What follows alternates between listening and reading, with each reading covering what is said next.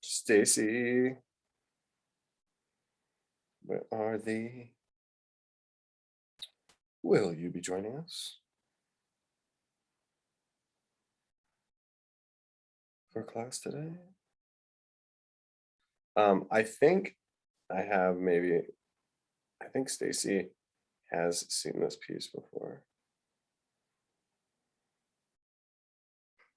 All right. Mr. Bales, I'm moving over.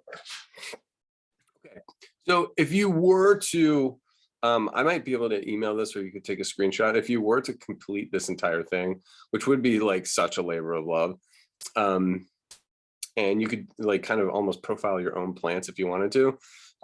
You know, I would say like 3/4 of the picture, you know, if this is halfway, and then this is halfway here, so it's on the corner, 1/4 of the whole picture. So I'd say 3/4 of the picture is all this like rectangle that is reserved for, you know, plants that are basically not in perspective. So this plant here, if you were to like isolate this plant in the bottom corner and then compare it to, you know, this plant up here, I don't think like the perspective in terms of like how big they are. I mean, the plant might be slightly bigger, but it's not that much bigger. That, you know, all these plants back here are super small.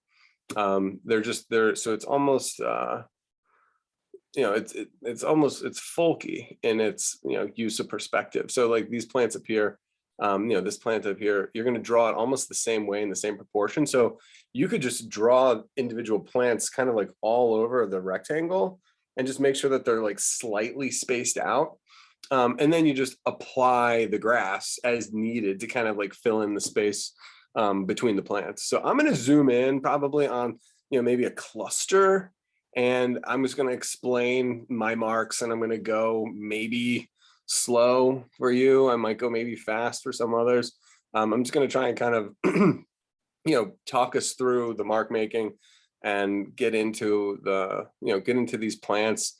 The plants are very forgiving in the sense that, you know, the proportions can be varied and they're still going to look like plants. But these are specific portraits. These are specific plant portraits. They're botanical drawings. I have just amassed a host of botanical art drawings, and these are, you know, kind of like the most economical, and you know, they're almost like miniatures. Yeah, it's like a miniature, and they all fit together to make, you know, a big piece. And then you have, you know, we have this like little grove, you know, this like tree variety, which is fantastic too. So we have plants on the ground. Looks like there's like this distant stream up here, which, you know, shows that there's like, you know, it's almost the stream has kind of dug out the side of, there's this erosion, you know, on the side, which might be the type of plants that live, you know, up there. Who knows? It's a relatively simple format. And you combined all of these different smaller, relatively simple elements to make something that's really huge and bountiful. And this is, you know, of course, this is just, I think we're probably going to do this for a half hour. Maybe it's 10:45 right now, maybe to like 11:15. Because I do want to draw some other things. I want to draw some objects, and I really want to get into that eye. So I'm going to keep it kind of varied and not so you know, so kind of monochromatic. Okay, let's go.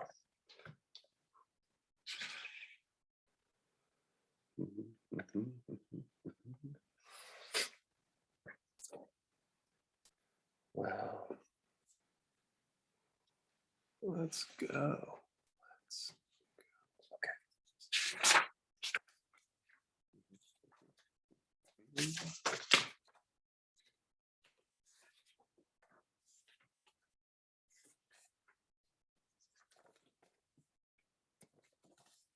So the paper I'm using is this charcoal paper. Oh, let me hold it up because it was on sale. This was at sale at Michael's. The yellow pad. I have mixed feelings about it. I'm trying to figure it out. There's a rough side, and I've used charcoal on it, and it holds charcoal okay, like not enough that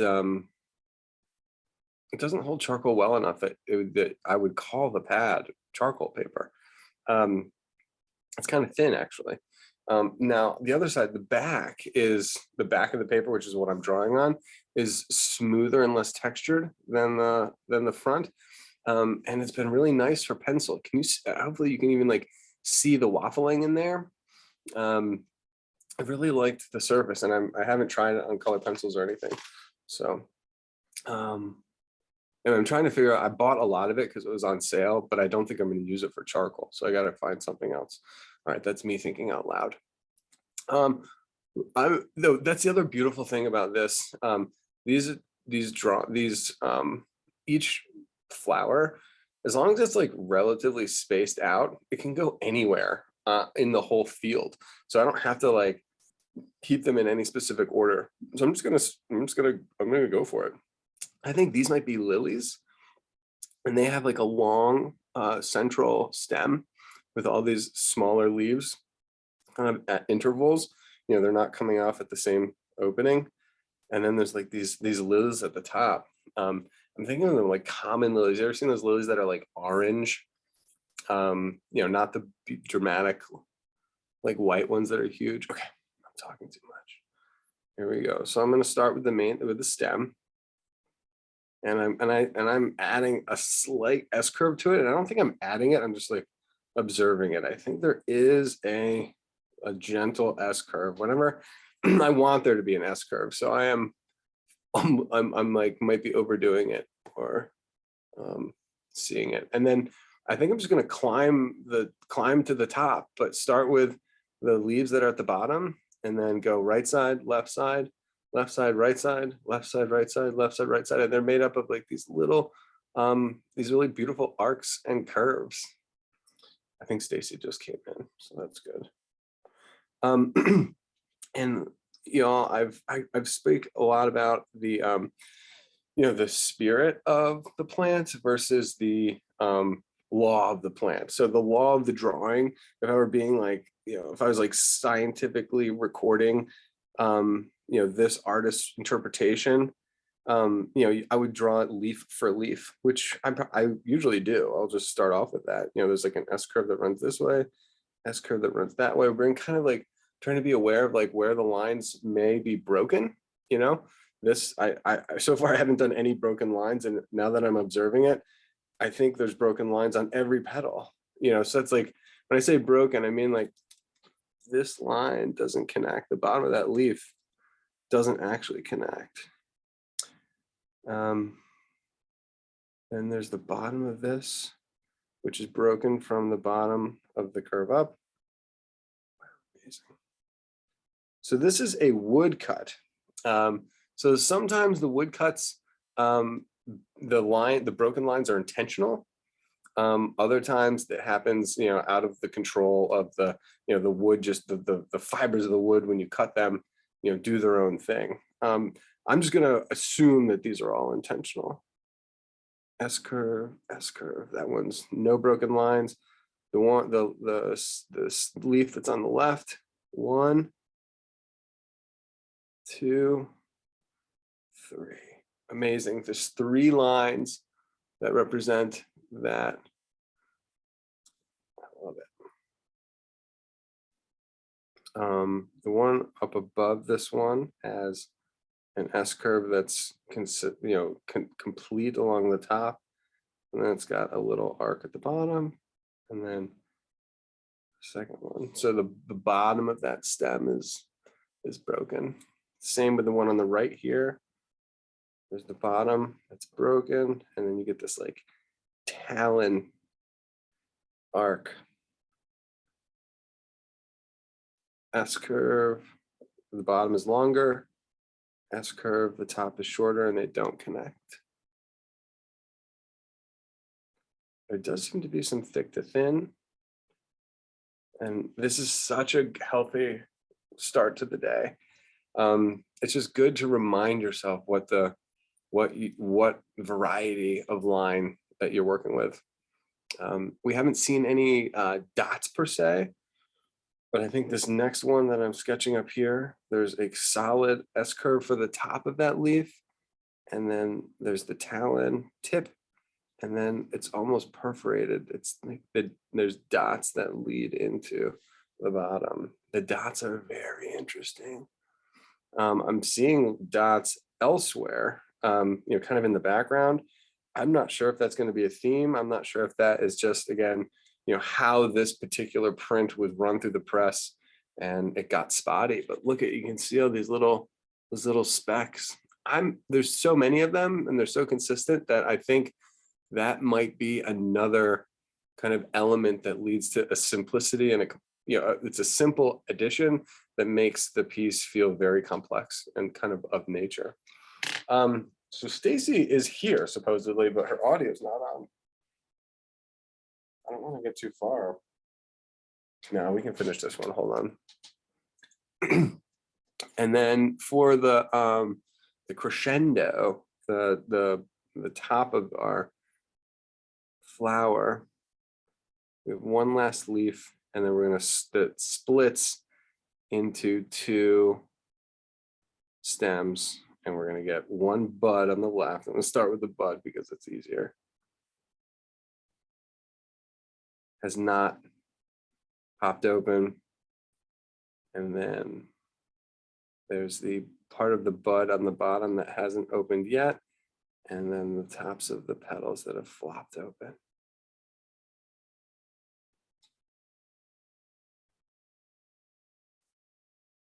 There's not a whole lot to go on up here.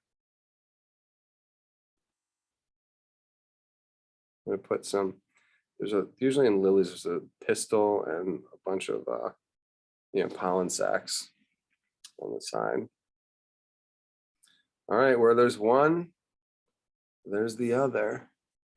Oh, and then look at that. I can, the middle stem, it's not consistent all the way up, but it's consistently dark. It doesn't have two sides. I think I drew it with like two sides. I'm just gonna shore up our stem. All right, I might be so bold. This is partially for you, partially for me, but I want to see how this paper takes the pen. I didn't really erase that much, and I feel like I've got a good handle on what's going on. This guy, when I say this guy, I mean this other stem seems to have a much more substantial S curve to it. And I might have been picking that up as I was drawing before. I'm going to go from the bottom to the top, mainly because that worked well for me the first time.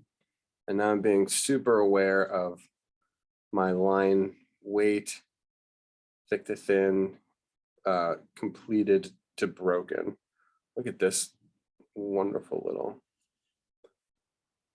And I'm kind of also being aware of, I was telling this to my other class.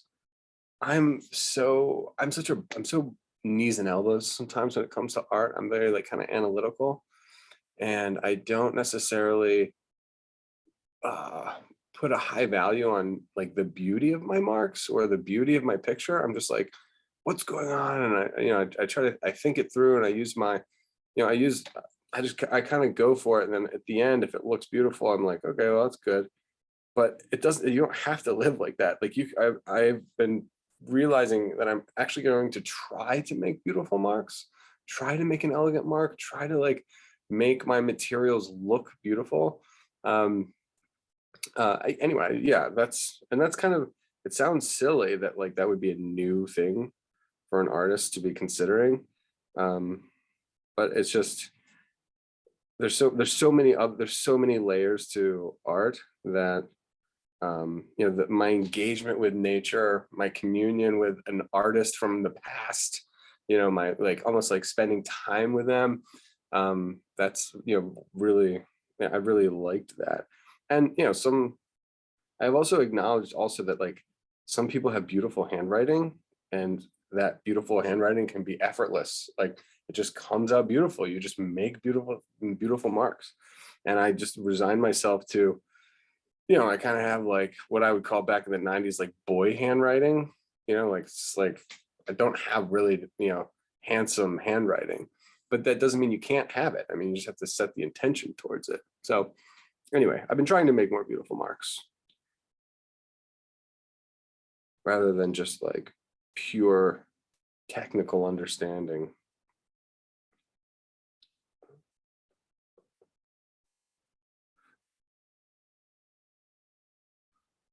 And there's like kind of there's a lightness and a playfulness to this picture too. They don't know who it is. It's anonymous. It's called Landscape with Rocks.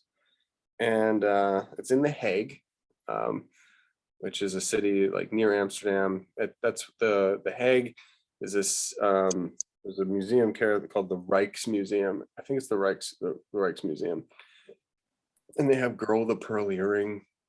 That's probably the most famous painting that's there. Most beautiful painting ever. Oh my goodness, Stacy's in the house. She is. I don't want to get your COVID.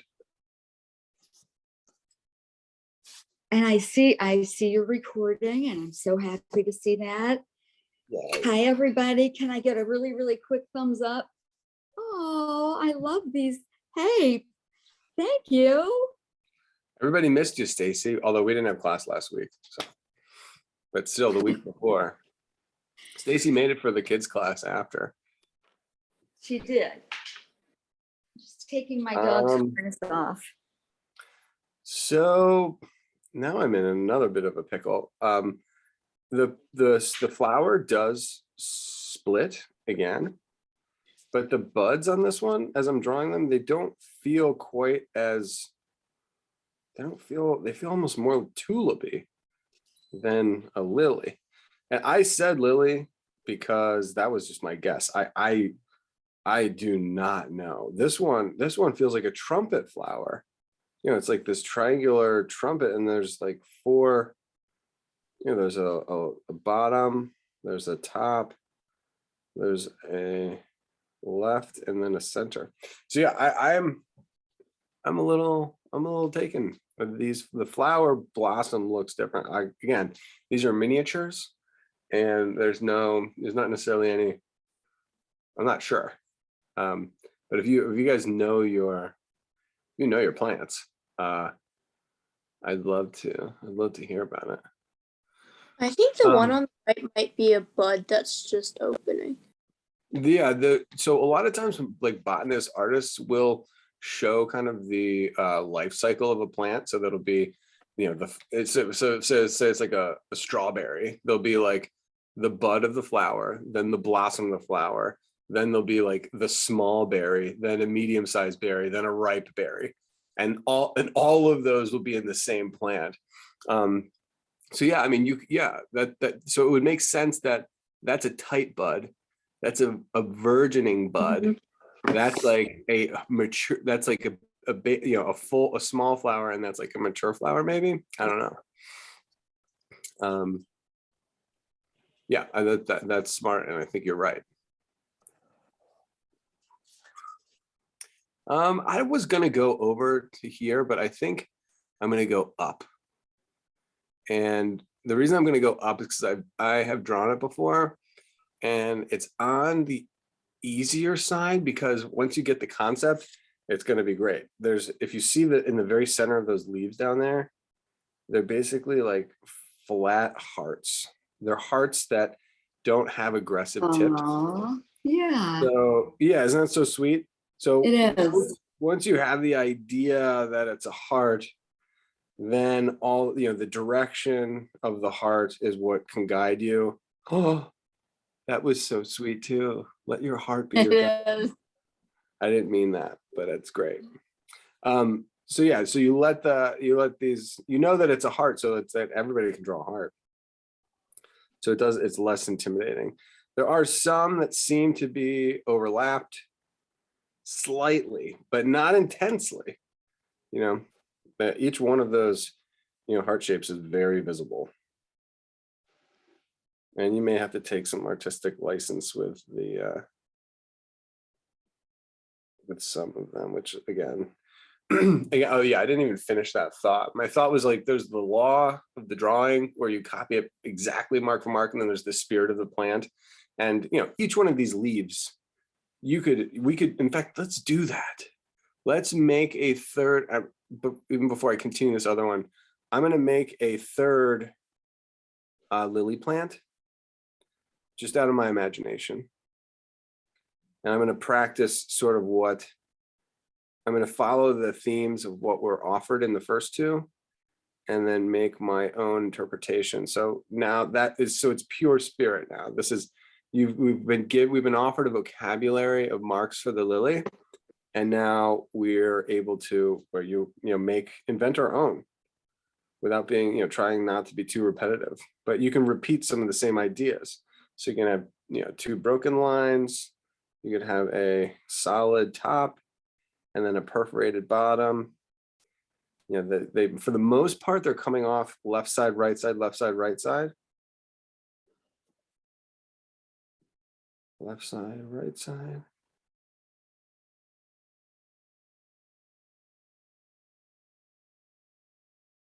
And there's a range of sizes of which is like a little bit, not, I wouldn't call it shocking, but it's interesting. How some of the leaves are a little bit small. Most of them are having contact, with the stem. It's a little darkness of the stem, seemingly beneath each petal. And then we can make our own flower. Sorry, that was totally, I just totally, backtracked, but I think it was worth it.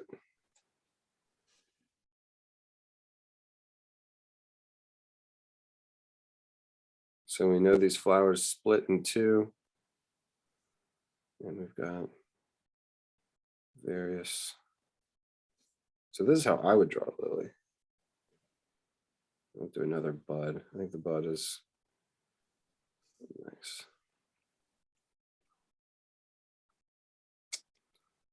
Just had something happen to my leaves. I don't know quite what I would even call it, but it's a little scary.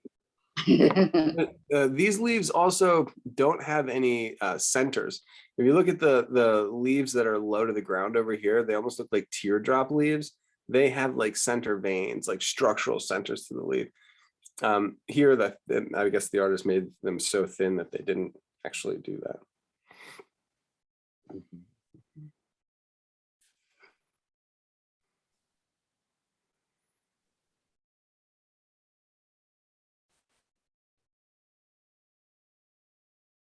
I got my hearts. I could play with the thickness. I love the little flowers that come off of our heart shaped. They've got this little short little stem, and then 4 petals. It's almost like a cliche of like a shamrock. Floral. Yeah. But I mean, I think they're flower buds. I don't think they're. This one come up in the middle. Who is this by, Trevor? It's an anonymous artist. Oh, It's from 1485. thank you. And it's a woodcut. So it's a print. And it's sort of a masterpiece, actually.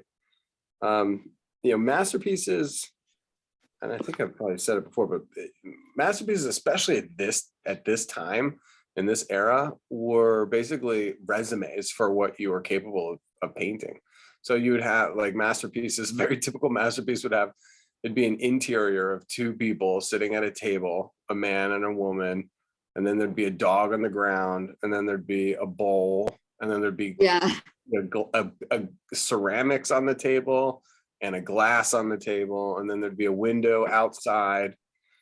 Then there'd be, so basically the artist was just painting everything in one picture, saying, I'm capable of painting steel, I'm capable of painting glass, I'm capable of painting, the floor, wood. You just list off all the things that you can do.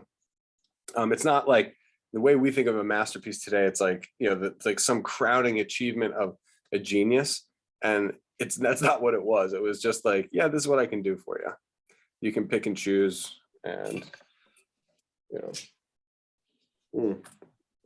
in fact, there's this really, I should do I should do like a little, I should do a little short YouTube video on it. But there's this artist who, at this time, well, not this time, actually, probably about 100 years after, he was like only good at painting eagles, these massive, giant, golden eagles, golden and as the species rather, and so he would, these artists like Rubens and Jacob Jordan's and all these other painters would like basically contract him to paint this eagle, and then they would paint a composition around it. And it was like outsourcing, part of the picture, because it was so good and no one else could do it. Alrighty. Yeah, I'm gonna move. I'm at this one. I'm gonna do the plant that's immediately next to the lilies, and I'm gonna put them up in this corner.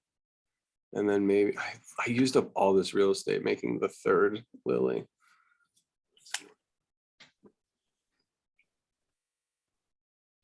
Oh yeah, that's cool. All right, I just bought some more. Room. These down here in this corner. I think those are the well, maybe not. I was thinking that those were the dandelions, because that's what those arrow shaped leaves are very dandelion like, but then they don't have the dandelion flower blossoms. They just have the Oh yeah, the dried up balls. they remind me of those cake ball pops. Oh yeah. There I go with another food association. Hey, whatever works. All right, so there's this, all these plants seem to have like this central, it's like they all, the root, there's a plant that enters the root, and there's like that neck, or the plant that's above ground meets at a narrow connection, and then it spreads out in the root below ground. So these petals are all going to be kind of loosely, radiating from, that collar, that neck. So you can almost imagine that there's a central location. They're all springing forth from there.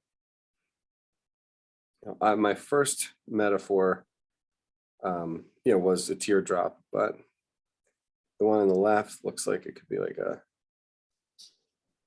it's almost like a classic leaf shape, like if you were to draw a leaf from imagination. And this is where it gets tricky, because it's hard to read whether it's all foliage or whether these little clusters above, I think there are a couple blossoms. So I'm going to make this a blossom and exaggerate it a little bit.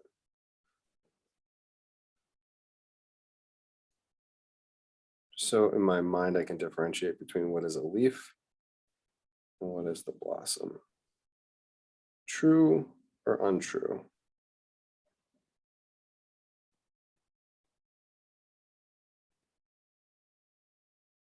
Seem to have triangular tips.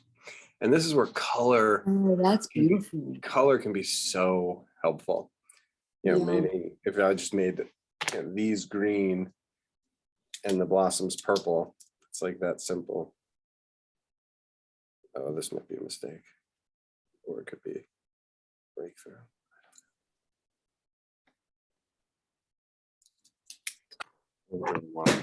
Color. Oh, okay, cool. 11, 12 people. I think we have room for one. We have room for at least one more. That purple is gorgeous. Yeah, your comment about the color in this is just spot on. Nice.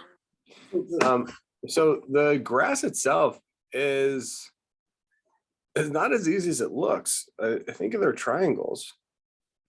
Yeah, I thought so too. But look at right here. Can you see those? Those look like they have there's like little shoots coming off of them. I never saw that. Well, two little shoots. So these are just kind of like blades of grass, and they seem like they happen in little clusters. Some lines are broken. Some have interesting intersections. There's even some in between, in between these lilies, these small ones, zigzags, like horizontal zigzags.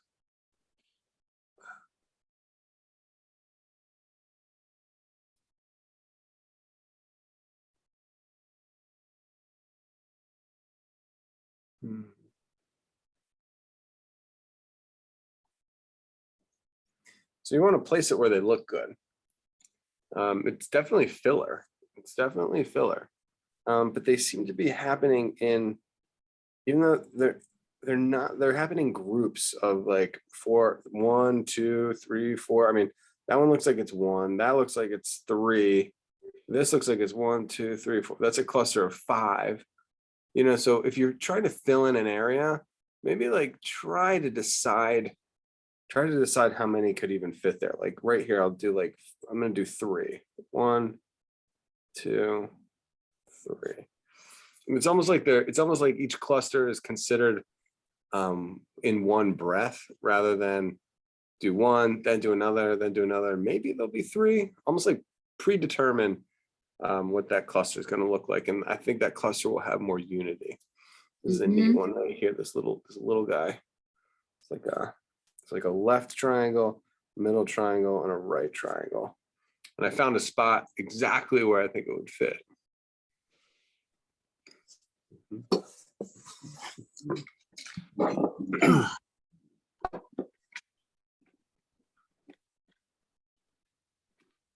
All right, I can't resist. I'm going to do the dandelions down here. You gotta. It looks like the tip is like a one large kind of arrow, almost like a pointing arrow. And then it has 2, there's a pointing arrow that way. And then they've got these spikes that descend, meaning get smaller, that head towards the middle. So we'll do the arrow, big arrow that has the flanks, the point, and then these spikes will descend into the middle. Ooh, that's interesting. This one looks like the arrow tip was like, probably looked like it was pointing under, but it doesn't change the process.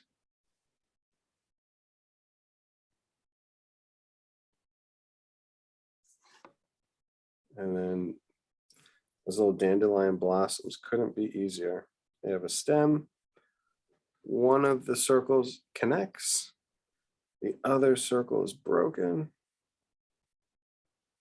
And then you have these little semicircles in the middle, because when the dandelion gets fully, when the seeds are about to blow off, there's the seed. They're like semi-transparent. It's a seed blowing off into the wind. Talk about artistic license. Mm-hmm.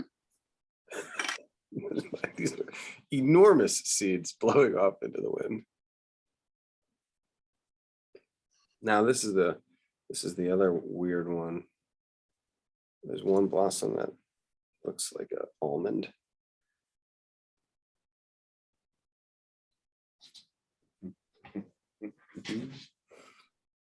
More grass.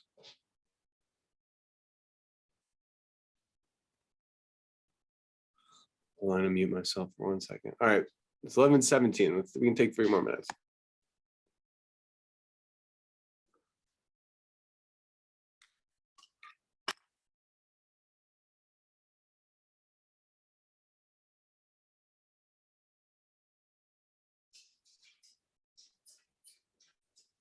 Tucker. Oh, excuse me.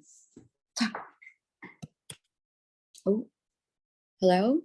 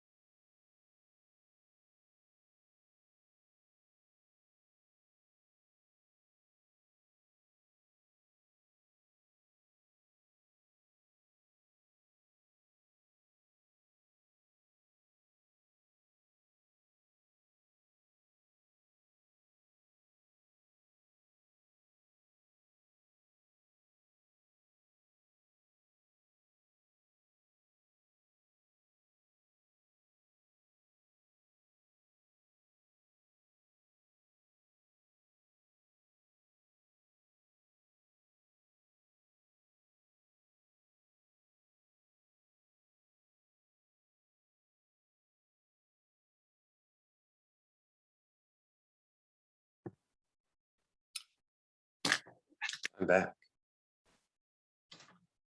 Stacy, if I'm on mute, that doesn't mean you have to be on mute.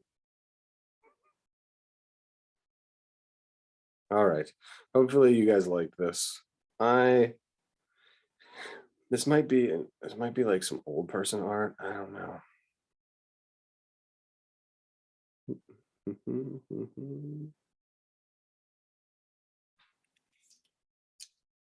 We might come back to this actually. You might want to save this in your sketchbook. We might come back and do some warm-ups later. Maybe not spend like this much time on it. But we could do like a different plant each week. That might be fun. All right, let's move on. Wait, can I see what you guys did? How did it go? I'm gonna stop the share and I'll see what anybody did. So I can grade you. Ellie, did you think you got an A? This is what I. That's so good. Oh, All right, so everybody I think we should like save this page. Just like don't mark this page up and we can come back and for like 10-15 minutes at the beginning of class, we can do a different series. Nice job. Janai, can I see yours? nice, Ellie. Yay. Janaya, let's Love see. that Can tree. you hold that a little more to your, yep, and yep. Thank you. Thank you. The spirit of the lily. Wonderful. Thank you. Like I got Sebastian up next if you want to show it. Sebastian's like, actually, I decided to draw the Eiffel Tower instead. Not the Eiffel Tower, but I just decided to draw some trees. Whoa, yes. Okay, so you picked up on that too.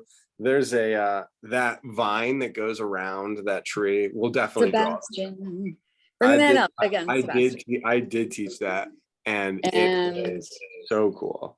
Thank you very much. I think we figured out that in this picture, the vine that's going up that tree is like a grapevine actually. So have you ever heard of Three Sisters? It's a Native American planting strategy. Yeah.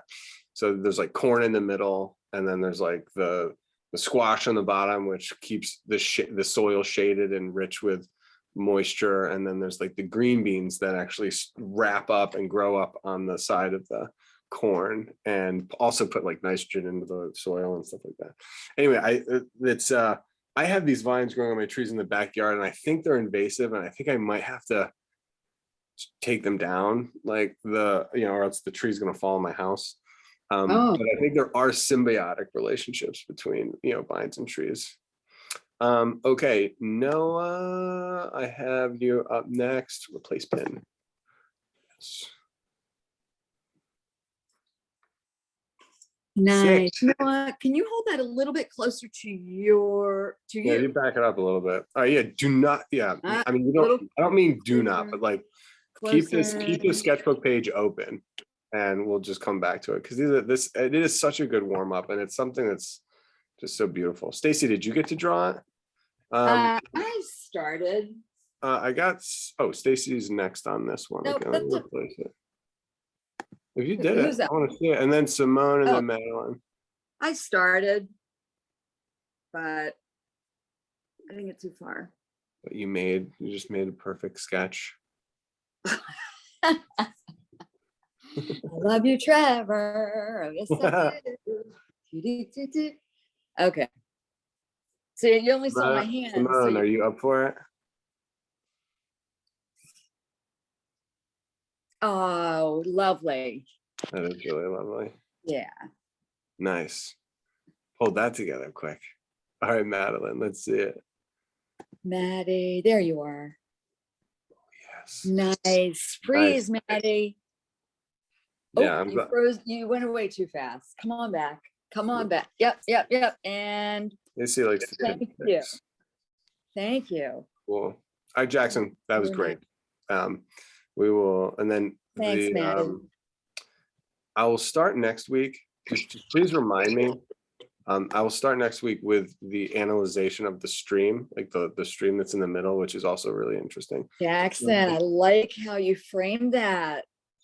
Yeah, That that's right, that's gonna grow. Yep. The garden's going to grow nicely from that corner.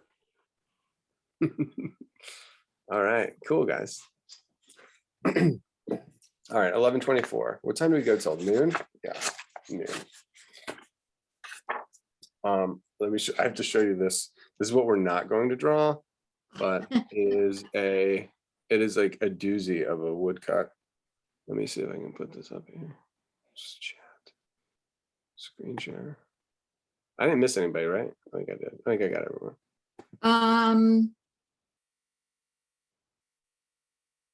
Right? Yeah, I think we did. Noah, we got Noah, right? Did I get your pick? Noah. Yeah, we got it. Yes, I did. Yeah, I you did. got me. Yeah. Because I kept asking you, right, I got you. Here's the, I've never seen anything. First of all, I've never seen anything like this before in my life. This is called the Devil of Cards and Wine. So if you like to drink wine and play cards, you might turn into this Oh creature. my gosh. I know. I'm afraid for my father. Is that what he likes to do? He's got this bag of coins and he's standing on grapes. I'm like, and what is that? There's like this barrel that's like got an opening in it. Well, it looks to me like he can pour the wine in the barrel because he's busy with his mouth. I don't know. Is he smoking too? There's like smoke coming out. Oh my God, there's a demon. Look at that demon that came out of his. Yeah. Wow. So why that is quite a warning. Okay, this one I thought was really. This is not good for the Zoom, unfortunately, because it's a long vertical arrangement. So I am going to focus in on it, and then we can just like look at it. I wanted to draw maybe one of the hammers, one or two objects, but these are the focus. Yes. Okay. So these are elements of the crucifixion. So, and you can most of them I know, but like isn't like when the rooster crowed, there was it was like the third time Christ would be denied. I think that's what that is. And then of course you have this classical Corinthian column where Christ got lashed. And then, so the title of this is Our Lord's Instruments of Torture. So these are all instruments of the crucifixion. There's the crown of thorns. There is, I think this is a lamp. I don't know what the lamp means necessarily. There's there's that spike, the ball, I think it's a mace. Wow, there's a lot going on. There's so much going on. And then this is I think the condemnation. I'm not exactly sure what that is, but it's his sentence that got nailed to the top. And then there's a ladder to get, it's like the beginnings of a ladder. I think that's when they got Christ down. And then there's the shroud that made his impression after he descended. I think these string of coins is what the payment that Judas received for the betrayal.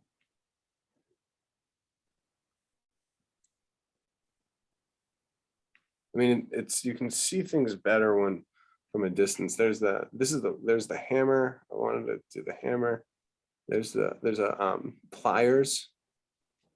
There's the dice. I never saw that the soldiers were playing next to. Wow.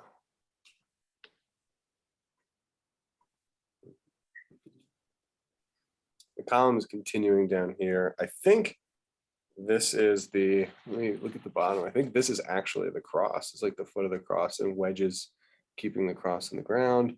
There's the spear that pierced the side. And this is one of the nails, you know, in order to fit the cross on there, this is the central column of the cross. And then this is the piece of wood that would go horizontal, but it's bent down. Mhm. It's almost like a deconstructed cross. And it's wrapped together with these tassels, which I think is interesting.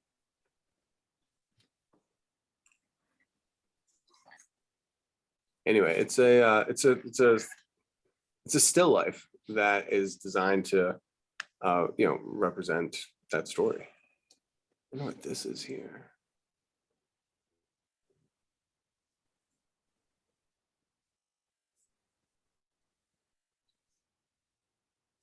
Fabric and folds. Oh, that might be the cuff. No, that wouldn't make sense. Is it a cup? Ooh. Do you think that's the grail? That could be the cup for the wine. Strong, yeah.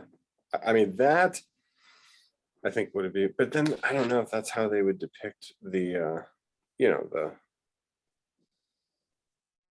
like Indiana Jones, like that's the cup of a carpenter.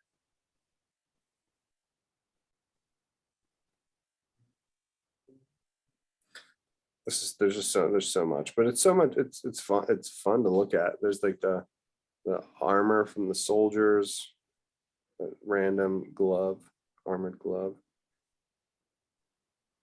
Mhm. I think this is a lamp. I don't know how the lamp shows up in the. Is that where when they go to discover the body, it's still early? So aren't they often? Who goes to the tomb first? Anybody remember? I think it's like Matthew. I think it's Mary and Mary Magdalene. Did they say anything about having a lamp? I think it I'm might be. Okay, that's good. There's definitely a research project. Oh, and the other thing is that it's set inside of an alcove, so it's almost like a trompe l'oeil sculpture. It's like Oh, set out like on an outcropping of the wall. If you look yeah. if you look at the bottom, you can see that there's like this cylindrical foundation where the column and the cross sit. That's interesting. Yeah, and the light is coming from the left, so the inside of the outcropping is in shadow, and then the far right is in the light, and so it allows all of the objects to be light up against a dark background. Nice. Good cast shadows. Okay, let's try this eye.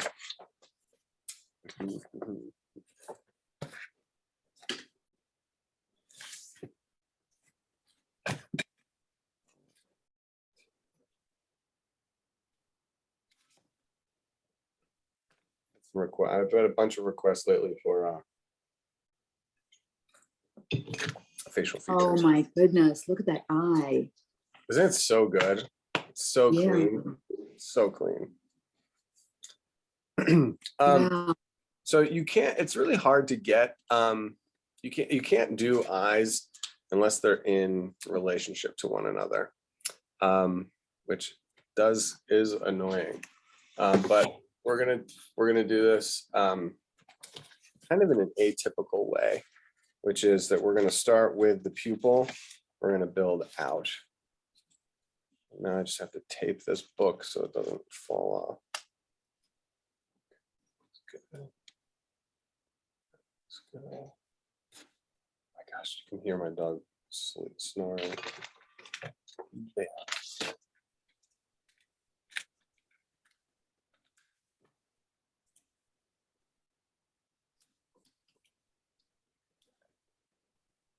That's good. Lift this up a little.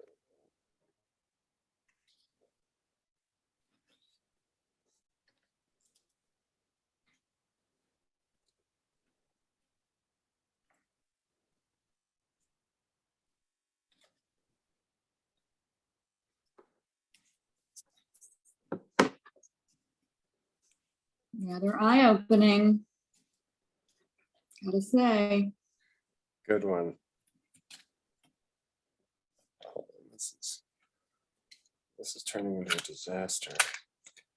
I can do it this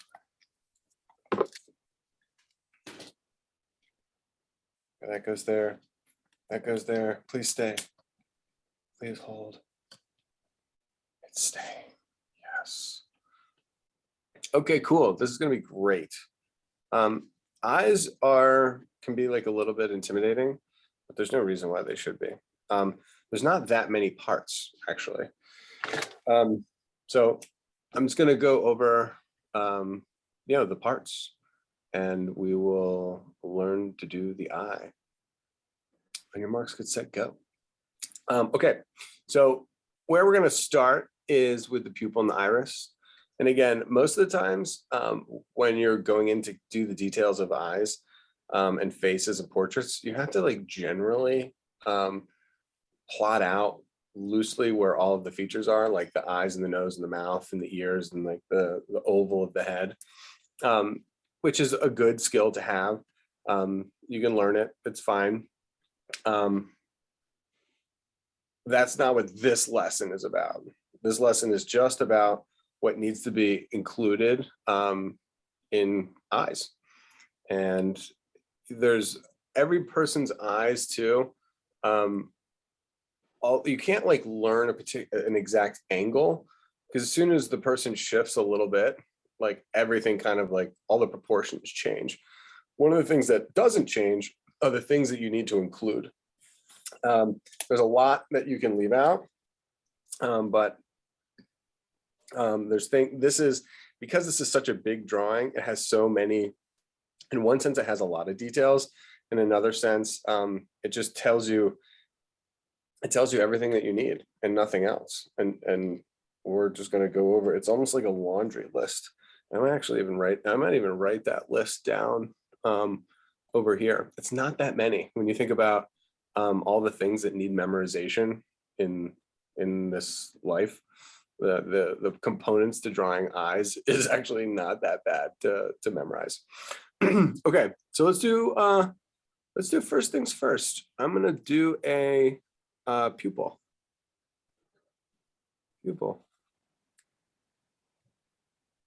Oh man, my spelling is going to be on display here. And so this pupil, is a hole in the eyeball. From this angle, it's not a circle, it's an oval that's taller than it is wide. Now, one of the interesting things about the pupil is that it's also cropped by the upper eyelid. So you have to be able to see the bottom, and then kind of with your imagination, you got to be able to see that there is a top that's being cut out. And it wouldn't hurt even to start with, putting that the part of the eyelid that cuts off the top. It wouldn't even hurt to put that in there. So there's the eye, the pupil, and then there's the iris, and then there's the eyelid that crops off both of them. So the nature of the pupil is that it's an oval because it's seen from the side, and then it's not a physical object. It's actually a keyhole. So not a keyhole, but it is a cavity. It's an empty room. So like the pupil is an opening in the eye. Light goes in, and there's receptors in the back of the eye. So you can't think about drawing the eyelid as the eyeball, the pupil as if it's a physical object. The iris, the eyeball, the eyelid, those are all physical objects.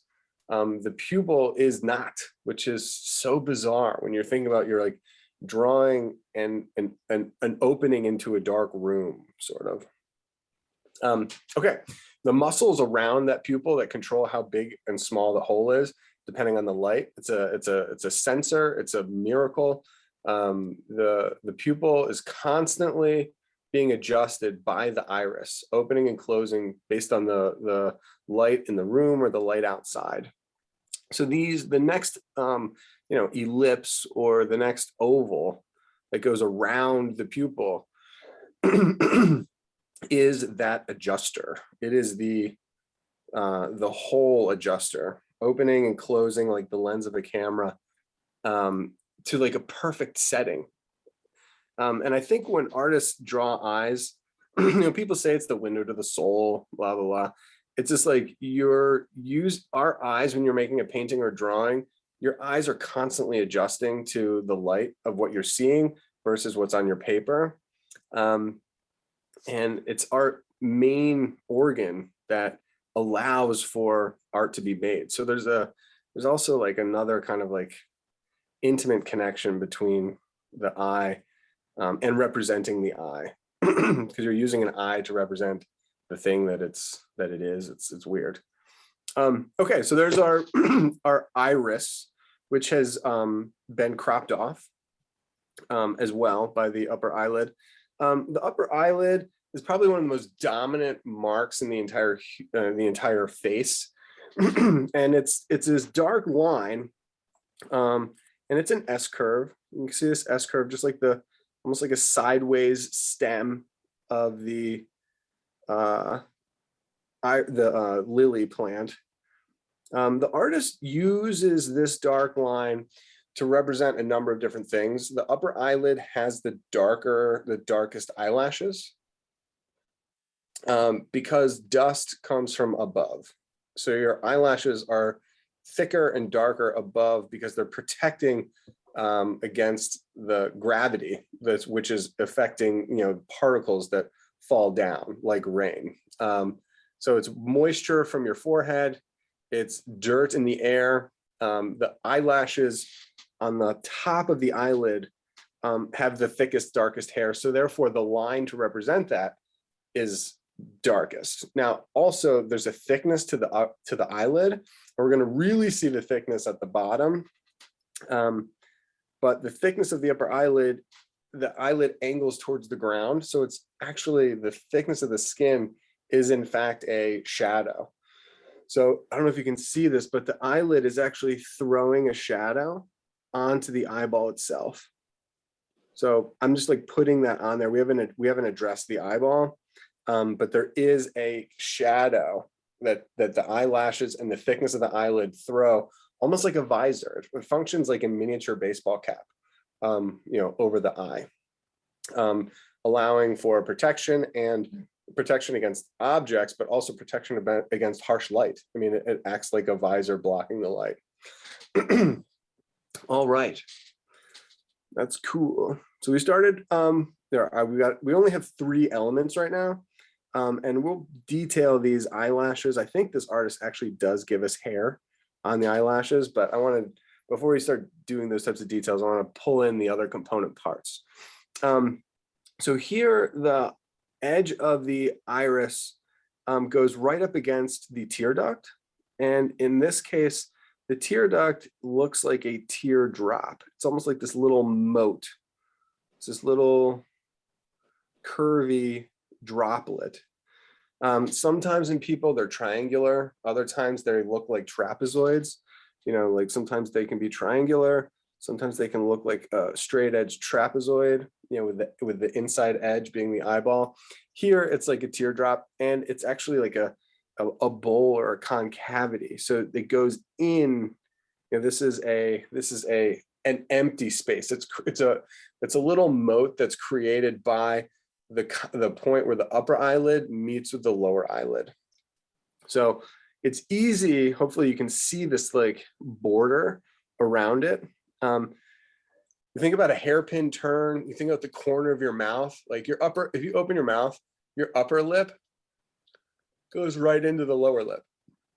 I mean, when they're together, there's a clear distinction between the top lip and the lower lip. Your eyes, if you pull your eye open, it's the same thing. Your upper eyelid transitions and goes right into your lower eyelid. So the upper eyelid here wraps around the tear duct, and then it creates a shelf, the shelf that holds the tears right before you cry. That's the thickness of the lower eyelid. So you follow the inner part of the tear duct and you wrap around, it's the contact point between the skin and the eyeball. So that's what I'm drawing here first, the inner part of that eyelid. the contact point between the skin of the eyelid and the eyeball. Then I can draw the outermost mote, the thickness of that eyelid. And I probably should have been smarter about it. The artist uses a broken line to, to describe the thickness of that lower eyelid. So interesting. All right, cool. So that looks good. There's at this point, there's a couple different directions we could go. Part of me thinks that we should maybe just like finish off this lower eyelid here, even though the upper eyelid is more prominent. So this is the way that he lays in these eyelashes is actually kind of not correct. The eyelashes actually grow from the outside of the eyelid. But what his marks, the ones that are like actually lining, on that top ledge, they almost describe the shelf or the plane of that upper eyelid. So there's the top of the shelf, almost like train tracks. And then there's like the side of the mountain or the wall. And that's what is going on here. The skin of the lower eyelid, it doesn't really move up and down, but it acts almost like as like a basket or like a supportive sheath that holds the lower part of the eyeball in place. And I'm talking about this right here. So the light is coming from the top left.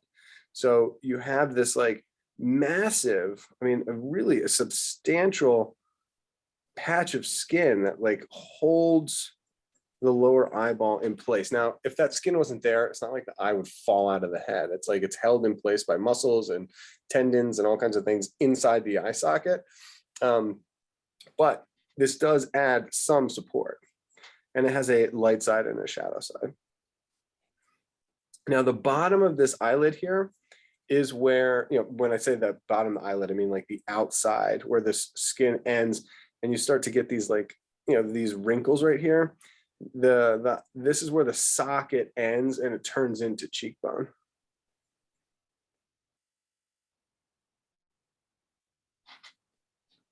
Cool. And if you guys have any questions, please let me know. There is going to be this transition. We're not going to do that just yet. I'll explain that later. Okay, so the upper eyelid is the windshield wiper. So the upper eyelid closes, it drops, the upper eyelid opens, it goes up and it folds under itself. And this fold up here, and in this guy, it's a double fold. That is like the skin of the upper eyelid stacking and folding over itself so that, so that this opening exists, and then it has to go someplace, and it goes underneath this bone, which is like the brow bone. So when people talk about eyebrows, it can be the structure of the bone below. It's also the hair that's on top, and the hair on top, protects from debris and it acts as like a gutter, kind of forcing sweat and other debris off to the side so it doesn't get into the eye. So as far as anatomy goes, we have this upper eyelid, and it's the movable part. So since the eye is open, we see the fold. And because maybe he's got big eyes, maybe because he's an older man, this person could be like the orientation of the eye. Sometimes eyes are sunken, sometimes eyes are out of the head. He just happens to have a double fold. The top fold is a little bit, thinner and less significant. And when the eyes close, no fold is seen. So there's no crease here. Cool. So we had this lower eyelid. We had the left side, which is in the light. We had the right side, which is in shadow. Same thing on this upper eyelid. The upper eyelid is light, and then as the lid turns away, as that ball of the eye turns away, it goes into shadow.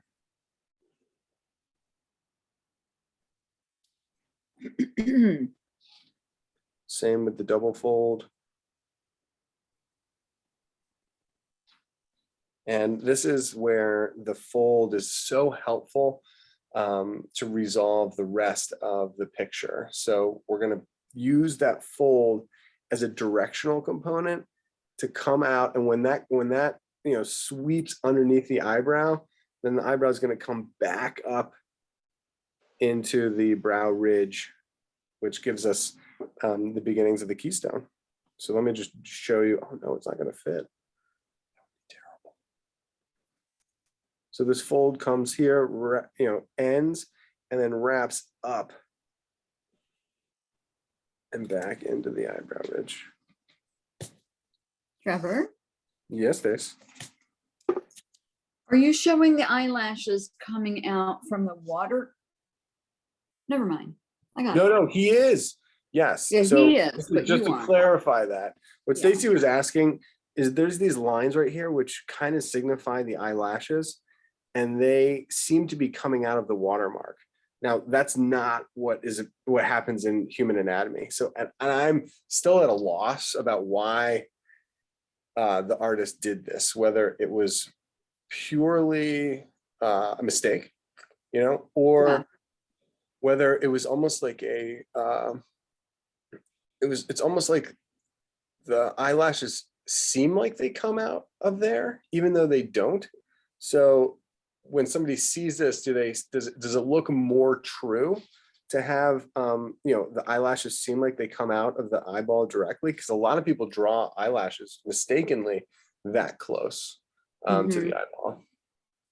So it is very, I'm like really perplexed, and I'll think about it. I mean, it's one of the two. One, because he thinks it looks better, even though it's unnatural. Or two, he just made a mistake. I doubt that it's a mistake. So I'll look further into this. This artist's name is Derek, D-E-R-C-K. No, so sorry. D-I-R-C-K. Is that Dirk? Dirk D-I-R-C-K, Dirk. Krabith. My eye looks like a duck. I'm trying to see how you want to hold it up. Sure, see? Right, the tear duct is the beak. Yes. And then right there is like the eye, and then the eyeball part is like the head.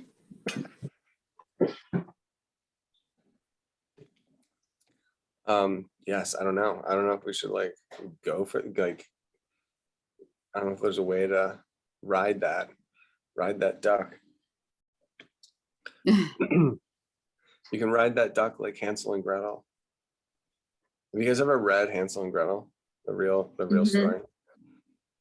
Like after they kill the witch, they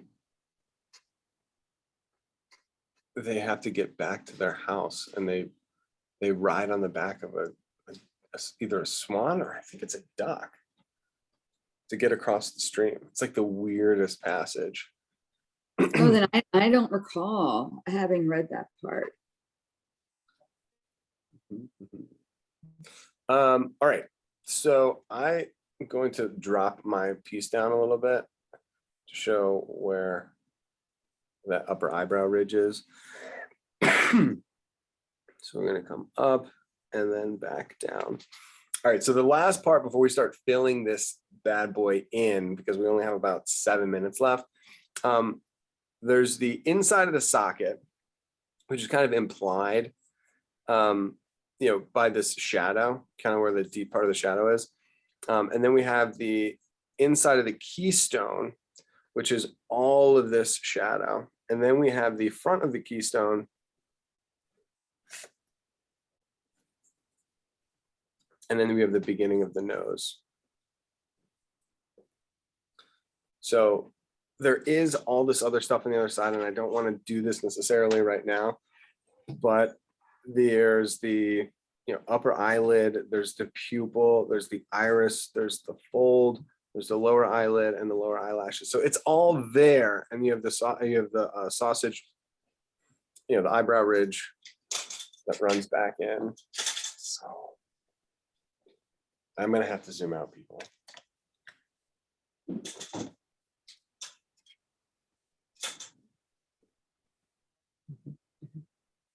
Yes, Stacy. Is it Stacy? You raised your hand. Yes, Yeah. Yeah. Did you have a question? I did not do, oh, I had my hand up. Oh, yeah, sorry. I thought Excuse me. it meant, I thought you had that question. All right, so crap, we don't have enough time. I wanted to, I mean, you could, I think by showing that whatever's on the right side is gonna show up on the left side, it's just gonna look, it's gonna look different because it's at a slightly different perspective. The left side is not that hard. If you can shade the right side, you can shade the left side. So that's what I'm basically doing right now. And I think 5 minutes should be plenty of time. We have all the parts. So this brow ridge is structural. It's going to turn into kind of like the flow of the brow and the hair. So you kind of add, we're going to eventually add the lines that represent actual hair growing out of that ridge. I'm gonna, even though I ended with the keystone, as I start to shade this, I think I'm gonna begin the shading with the keystone. It's such a large mass, this inner plane of the brow ridge.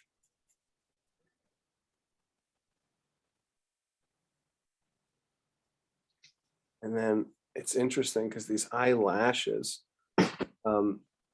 almost blend into the deepest part of that shadow. So cool. I'm really protecting the moat that goes around the tear duct. So I can, shade some of these lines, but I'm not shading the eyelid. We've got this tone that is kind of the transition from the tear duct into that protective sheath around the eyeball. I'm getting some dark notes at the inside of the tear duct, really pushing that tear duct in and then showing that there's it's a cavity there, that it's in shadow. For me, I think the most exciting, not the most exciting part, but we've drawn spheres in here, where you have the, the light, highlight, the cast shadow, shadow mass. The eyeball itself, the sclera, the white of the eye, really takes on spherical properties, especially in this corner, because the eyeball is turning away. We're actually seeing a lot of that. You can think about the eyeball, the shape of the eyeball being defined by the lower lid and the upper lid, but the form of it, these curving bracelet lines that lead into this deep shadow in the corner of the eye, can really make, really gives the three-dimensional property of the ball of the eye itself. Now it's supported by the lower eyelid wrapping around the curving aspect of the eyeball. The upper eyelid is a little less instructive. The lower eyelid is very, helps, give that spherical nature to the eyeball. You want to think about just the upper eyelid. I like to think about it like a bridge. So this would be like one side of the river. This would be the other side of the river. And this is the river underneath. This is the path. This is a path. You can have railings on the side of the bridge. If the light was coming from this side, as that bridge, as you go over the top of the bridge, it goes into shadow. And that's what this upper eyelid is doing. You have this bridge that goes across the round part of the eyeball, and then it descends down.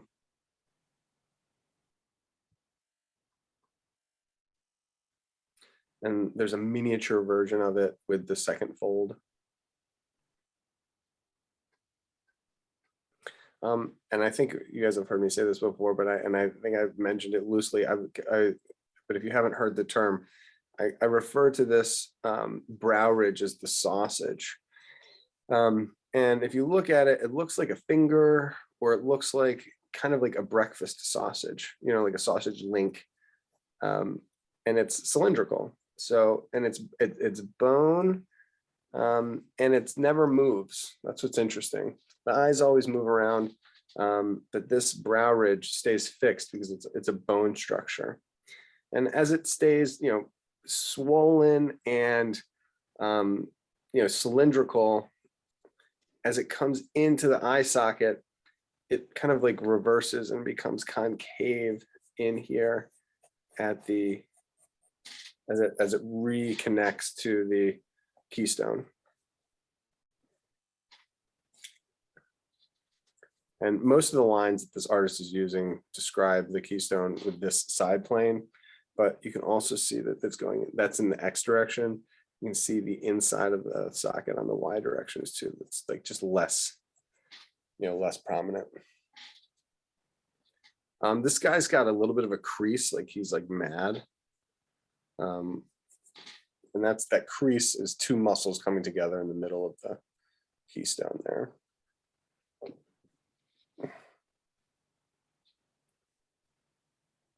The last thing you can do with these couple seconds is just punch your darks. You know, define the edge of that oval of the iris. Some of these dark notes is that I can reaffirm that shadow on the top of from the upper eyelid onto the eyeball. It's not bad. Do these aggressive, playful, wavy marks that are the hair of the eyebrow.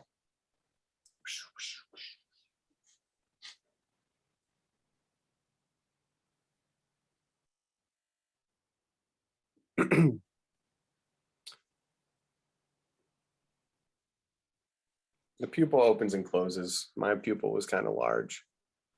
His pupil, you know, was smaller than the one that I made. I guess for homework, the challenge would be to kind of look at the other eye and, you know, see all of the things that are there, but abbreviated. Pupil, iris, lower eyelid, upper eyelid, fold, sausage, eyebrow, lower eyelid. I mean, it's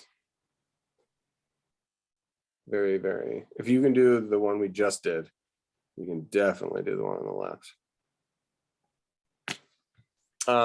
Okay, cool. Does anybody want to show? Who wants to go first?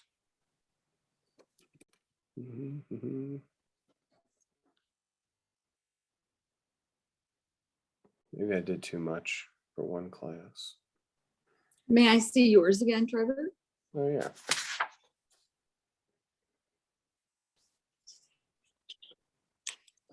Nice.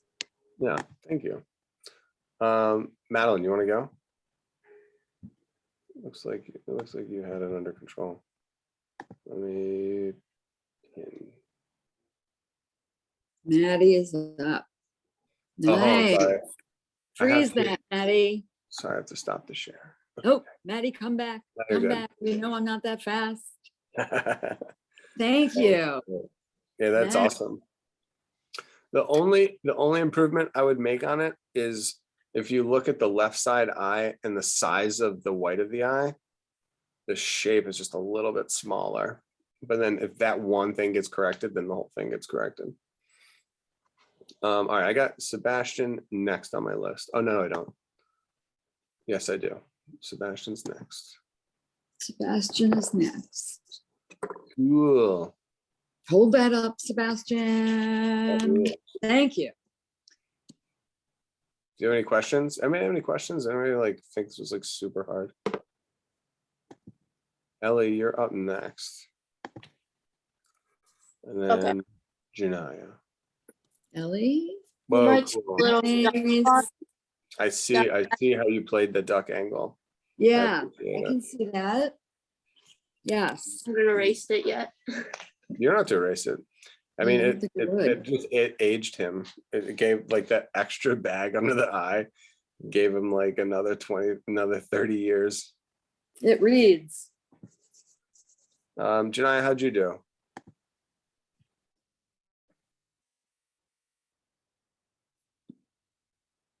Oh, nice. Janaya, can you hold that just a little bit closer to the screen and freeze it? Thank Yeah, you. all the parts are really nice. Yeah. One of the things is that whatever the shape of the pupil is, the iris will echo it. So there's on yours, there seemed to be like it's a little disconnect. It almost doesn't matter which one you go with. It's just that you want the iris and the pupil to be like almost like repeats of each other as far as the shape goes. But great work. Yeah. Janaya, how about, or not Simone, how about you? I think I pinned you. Oh, and then I want to show one last thing, which is the whole point of the day. Nice. Nice. Yes. That's really good. Yeah. Cool. Your eyebrow ridge on the right seemed like it was a little straight, and I think it's gonna make an arc at some point.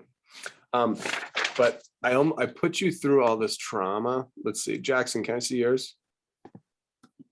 And then I don't know, did we lose Noah? We might have lost Noah. There you are, Jackson. Oh, dude, that's sick.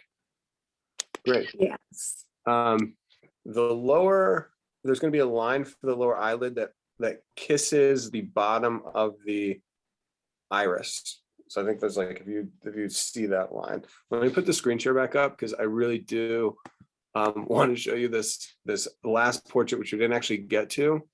Ellie, did we get you? 2 minutes. Okay. You should the duck screen share. Oh, yes, I got it. I promise I'll let you go after this. I got you. Okay, so this was like unbelievably detailed in one context, and then look at this one. I'm gonna zoom in really far. So it's a slightly different. It's the opposite perspective, like the guy's looking the other way.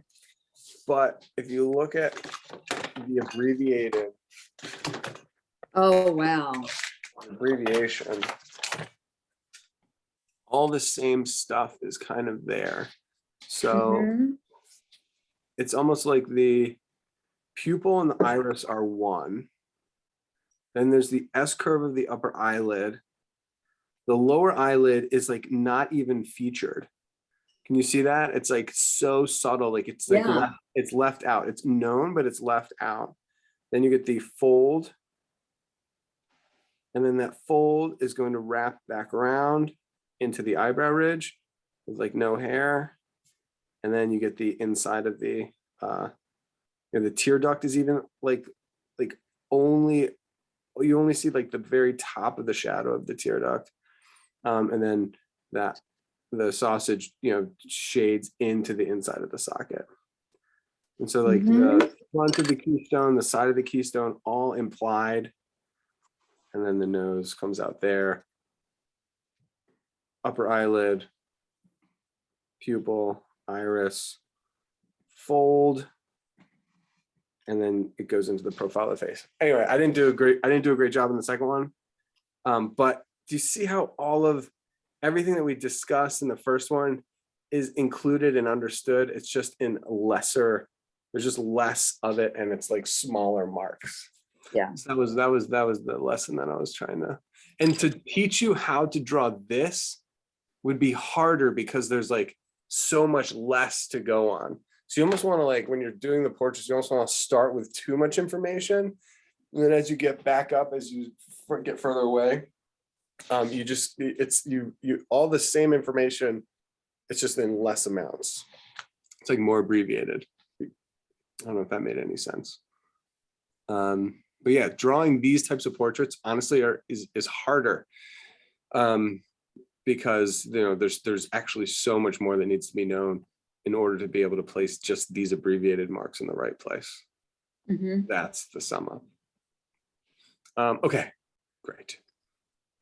I'll see y'all next week. Everybody have a great week. Stay warm. Thank you so much, Mr. Twist. You Mr. are so Trevor? welcome. Mr. Twist, Mr. Trevor, Thank thank you, you. thank you. Dude, Thank you you. guys are welcome. I will see you soon. Great to see everybody. Bye.